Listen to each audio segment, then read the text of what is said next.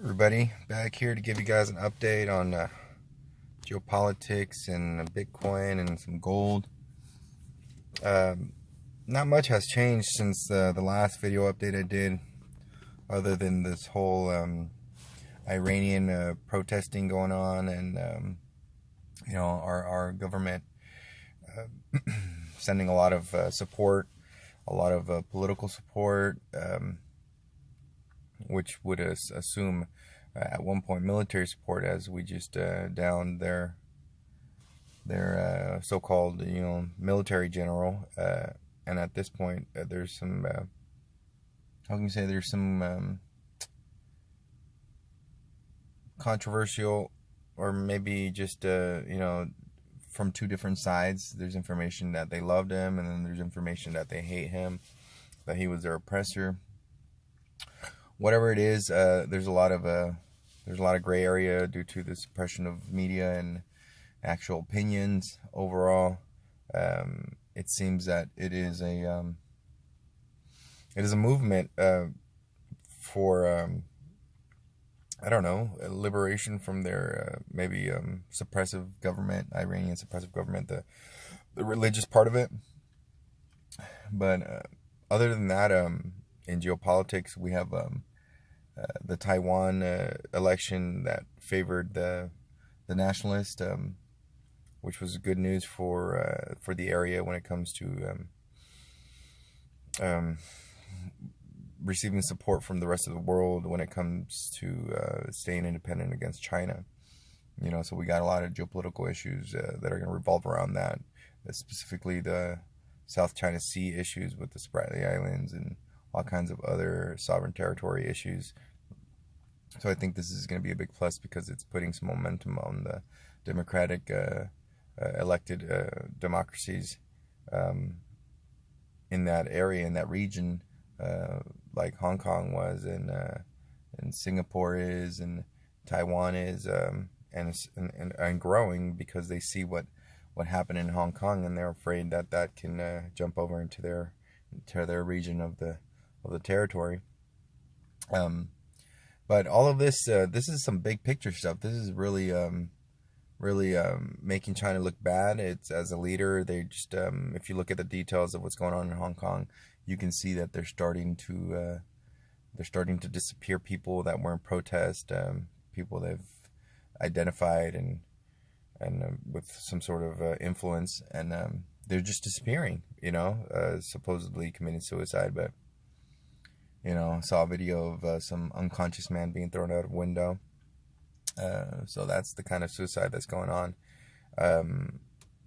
Yeah, so all of this, I mean, I even tweeted about it, that it's almost dangerous to go to this side of the world, to that part of the area in the world, if you have any kind of political or geopolitical opinions when it comes to their systems.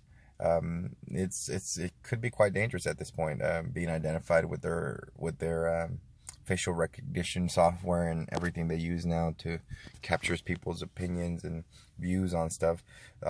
They might not even let you in the country in the first place if you have any sort of influence that's big enough to keep their eye on you. And if you don't, and you go in there, and eventually they assume that you're in there for every malicious acts, you might be arrested, and this is not a place you want to be arrested right now. In the past, the Chinese have held citizens of other countries and as a way to negotiate and have leverage for other stuff they're dealing with, geopolitical stuff. So I mean, I would not get close to this area. Not that I have much influence or anything.